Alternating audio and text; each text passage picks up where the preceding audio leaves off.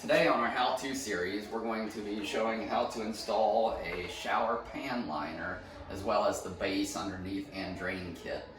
Normally, on most showers, we use a Schluter system. We usually purchase off Amazon or something depending on the size of our shower floor, but this shower floor here is approximately 7 by 8 feet, and it's much easier to do a custom shower pan liner than it is to use the Schluter system on this particular application. Okay, so first thing we have to do is pour a sloped base over to the drain kit. We haven't installed the drain kit yet. We'll do that here in just a few minutes. But out of a Sackcrete concrete, we're going to mix and pour a sloped floor. First, we have to put up these. We're using some 6-inch aluminum flashing. Basically, you can find that in the roofing section.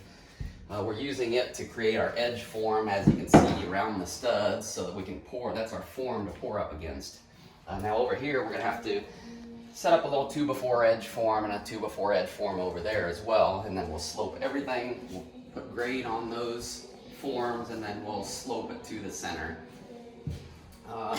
I just use, rather than trying to bend the flashing around the corner, because this is pretty stiff, I'll buy some actual step flashing, roof step flashing, and we'll put those in the corners right here first for our forms, and then we'll put this flashing per se. I've already cut this. You can cut this stuff with a standard utility knife. Cut me there. And then we'll put this piece. We'll just nail that on with roofing nails right to the studs, and that'll create our form. Okay, we're getting ready to install the OD pan liner drain kit. This drain here is specifically designed for this type of pan liner we're doing. We're going to be setting this rim right here at the elevation of our sloped concrete base. That goes in first, and then as you can see, this piece here later we'll show you will thread to the height of your tile floor. There'll be another mortar base that's going to go on the sloped floor on top of the OD pan liner. These pieces here, this piece comes undone and unbolts, threads out, and on top of our sub base there will be the OD pan liner that you see over here, this 40 mil PVC pan liner that's going to install on top of the sub base we're getting ready to install, and that's what goes in between this joint right here and sandwiches in there and forces the water into the drain if anything goes through your tile, your finished tile floor. As you can see, we've established grade in here. We're going to have a 1/4 inch per foot slope on this sub base. We're going to put some grade nails in on these lines. We've leveled a line on our perimeter walls. We're going to put some grade nails in here because it's quite messy when you start putting concrete in here, and you'll lose that grade line that we have on there. So the nails will help you find that grade as you're sloping this floor over to this drain. We've installed the drain, hooked it up to the existing plumbing. The plumber already had the drain coming over this way for us down there. We just had to glue in the trap and the extension piece. As you can see, we have we've put our grade nails in around the perimeter, and we have approximately 1/4 inch to 3/8 inch fall per foot is what we'll have from our perimeter over to this lip of the drain here. So we'll pour the sub base here next, and then tomorrow we'll come back and we'll put the rubber on top of that. Okay, so now that it's set up to mix some concrete, we're going to go ahead and do it in the house here. We're not cracking all the way through. We've got the plywood down, let's mix it in here. Rub the hose in. We bought approximately 8 bags, or no, we bought 10 bags of 80 pounders. There's calculations on the back of the bags that'll tell you how much concrete you need for a certain area. You have to calculate that to figure your quantities you need for your specific shower pan. And then that way you don't end up running out or having way too much when you get your job done. We'll show you placing the concrete here in just a minute. As you can see, we've started placing, we have approximately 6 bags, 80-pound bags in here right now, and you want to get your concrete started at the edges on your grade, and then work it over to your drain with some straight edges. You can see I have a few different length straight edges in here, just because of the different distances from the wall to the drain. Now, once your drain is set and established like we did earlier, then in your grade around the perimeter, you're creating a slope from all angles over to the drain. So with your straight edge, you're going to hold one edge here on the drain where you're going and keep the other edge floating out there by your grade, and cut your concrete as you're coming around the radius of the drain. Cut it towards your slope all the way around. Use your different size rails to do that. And one thing to keep in mind is we've got 6 80-pound bags of concrete in here right now. That's 480 pounds of concrete just in this section. You want to be sure that your designer on your floor created the structure to hold that kind of weight for a shower pan of this design. The Schluter system is much lighter. It's a styrofoam system and doesn't have this kind of weight to it. So just be sure, if you're doing this in old construction, make sure your floor load will carry it. Or if your house is being designed for this type of shower, make sure your floor system, if you have to double your joists or whatever you have to do, let your architect or engineer know that you're going to be doing this kind of floor so that you can create the proper structure underneath. Yesterday we placed the base. That's out of Quickcrete mix. Now we're going to put the floor pan liner down next, and then we're going to put 1 inch of just regular mortar mix over top of that. No gravel in it like the subbase has in it. So be sure those two products are different when you place these.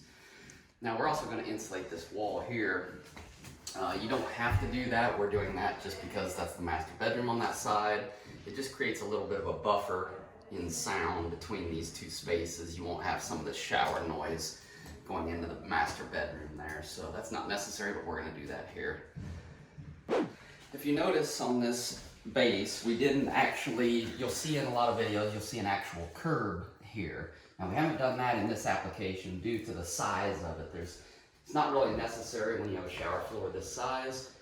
This shower could run for 10 to 15 minutes before the water would ever be high enough to spill over this edge. So in this application here, we're not doing a curb. If it's a smaller shower, then you may want to go ahead and do a curb just to prevent flooding. If your drain gets clogged and somebody leaves the shower on for a few minutes. So we're putting the pan liner down. Now, we're not going to glue. Some applications you can glue this down. We usually don't. We just lay it down with the mortar. If your base is this size and easy to work with, you don't necessarily have to glue this down. We are going to have a seam in here, so you want your seam, your top slope to come over your lower slope naturally, for just like shingles you would lay. Water flows over top of the lap. Now your inside corners, be sure you don't cut your inside corners. Your inside corners you're going to tuck into place and just let the material naturally fold like it does, and then you're going to nail that into your corner just like that, and then you have no potential for any water to leave that corner there. And then we're going to nail this up on each of these studs, and then our hardy backer is going to come down over top of this, right down to where our grade is going to be for our 1 inch mortar bed on top of this. This drain, we'll show you here in just a minute how to do this application here. There's going to be some not adhesive, but silicone around this drain, and then the compression piece will go on top of that and seal this pan liner to this piece here. Now we're going to go ahead and get the seal around the drain. We're using a product called NovaFlex. It's a little better than the stuff you purchase at Lowe's or Home Depot. It's a silicone, but it's just a little higher quality silicone. I'm going to put it right around this rim you see on the drain here. We'll put just a small bead, although you don't have to put too much. This floor is going to seal really flat to this area. So I'm run a small bead around there, and then we've already pre-cut the floor, so the pan liner, so it's ready to actually lay in place.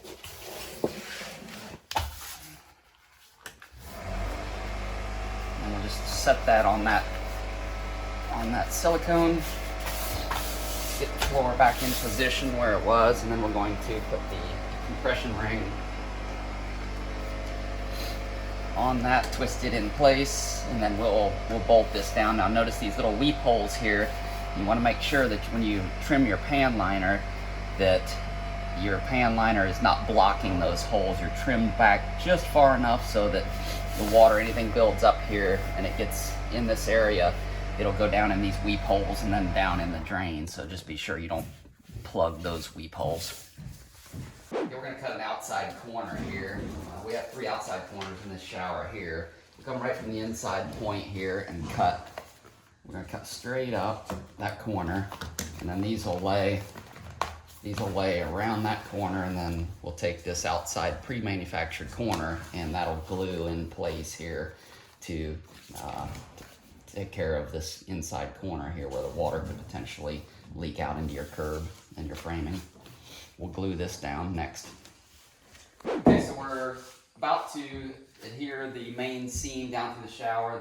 The pan liner we have is not wide enough to cover the whole thing, so we have to do a seam down the middle of it. You want to overlay your uphill side over your lower side naturally for the water to flow off that edge. Now, make sure we're using the PVC pan liner, so be sure to purchase the proper glue for the type of pan liner you're using. There's different types of glue for different types of pan liners, so be sure that you do that. Now, you don't want to apply this adhesive to both sides of your membrane where your joint laps.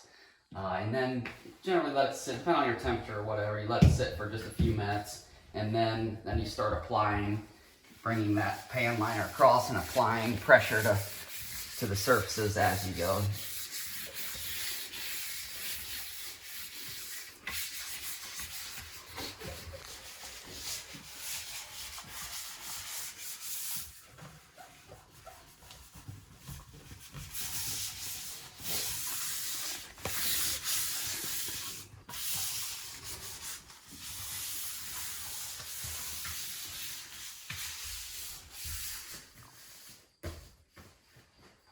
Okay, now we're going to start installing the hardy in the shower. These come in 3x5 sheets. We're using 1/2 inch to match the same thickness as our drywall. We're running the hardy up to the just above the splash zone, what I consider a splash zone. Down here in your pan is like what I consider a wet zone. From the top of your pan liner on up, it's a splash zone, and from here is just damp. So, but we're going to apply also another product called Red Guard on top of all this, just for an additional moisture barrier in this area. So we're going to go ahead and get the hardy backer around the whole shower area here.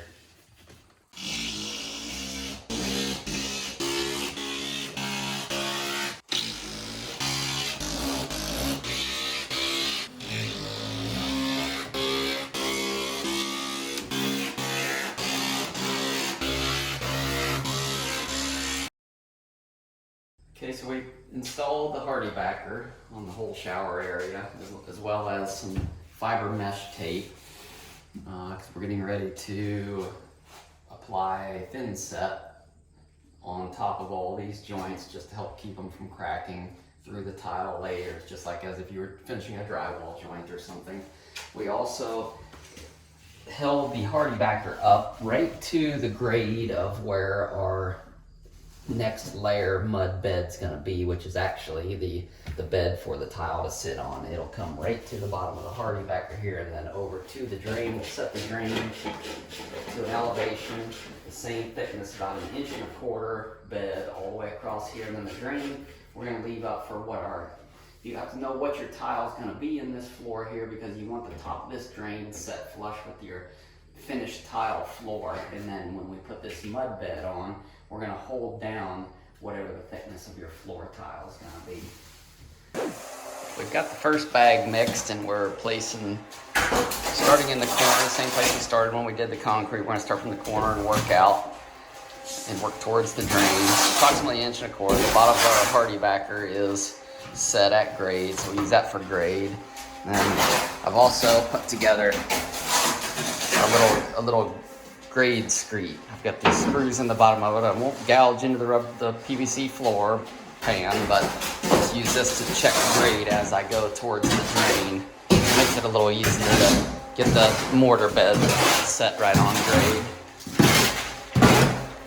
out here is where we have a mixing station set up. We're mixing about a bag at a time, and it'll be all he can do to keep up with us in here, getting this pan on grade in here. We'll have it screeded and ready for the next bag by the time it has it mixed and ready to come in. So we started putting part of our 1¼ inch mortar bed down, and I showed you the gauge block earlier. What I'm doing is using this to establish. You can see where my mortar is just touching the floor, and my block is just touching the surface of the mud. We pre-slope the base, that way I can use this block and do a consistent 1¼ inch mud bed on top of our PVC membrane.